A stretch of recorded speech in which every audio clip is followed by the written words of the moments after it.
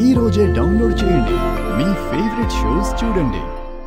తులసి గురించి మీరు పడే ఆవేదనని నేను అర్థం చేసుకోగలను. కానీ మీరు ఒకటి మాత్రం గుర్తుపెట్టుకోండి, తులసిని కంటికి రెప్పలా కాపాడుకునే బాధ్యత నాది.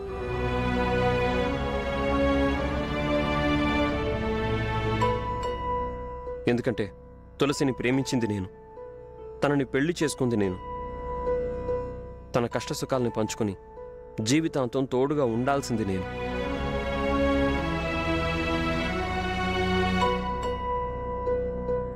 నేను చెప్తున్నాను కదా మావయ్య గారు, తులసి నాకు ప్రాణం కన్నా ఎక్కువ.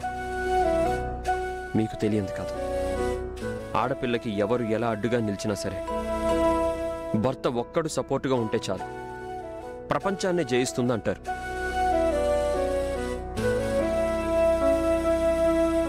తులసికి మనసా వాచా సర్వదా సతదా నేను అండగా ఉంటాను. కురుక్షేత్రంలో శ్రీకృష్ణుడు వెనకుండి అర్జునుడిని నడిపించినట్టు జీవితంలో నేను వెనకుండి తులసిని ముందుకు తీసుకెళ్తాను.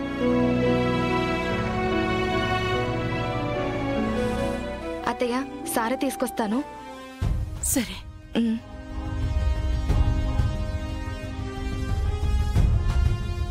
బాబు, ఇప్పటిదాకా గుండెలో ఏదో బరువున్నట్టుండేదయ్యా. ఇప్పుడు నీ మాటలు విన్నాక మా తులసి ఎప్పుడు బాగుంటుందనే నమ్మకం మాకేర్పడింది. ఇక కుటుంబంలో చిన్న చిన్న గొడవలంటావా, అవి జరుగుతూనే ఉంటాయి.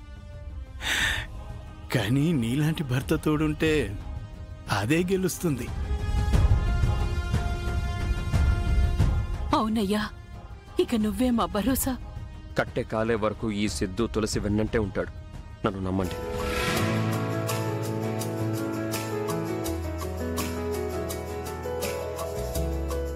ఇంతకాలం తమ్ముడిగా వచ్చి వెళ్ళాను, ఇప్పుడు ఇంటి అల్లుడిగా వస్తాను. నాకు మీ ఇద్దరు ఆశీర్వాదం కావాలి. ఒకసారి నువ్వు ఇలా రాక మావయ్య గారు, మీరు కూడా.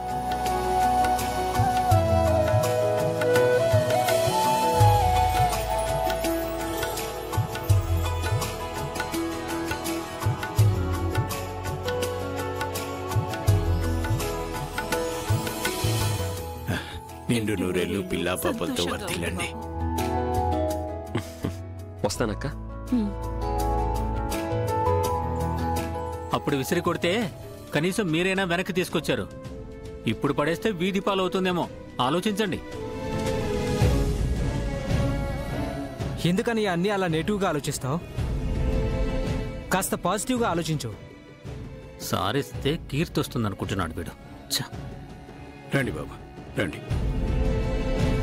పద బాబు.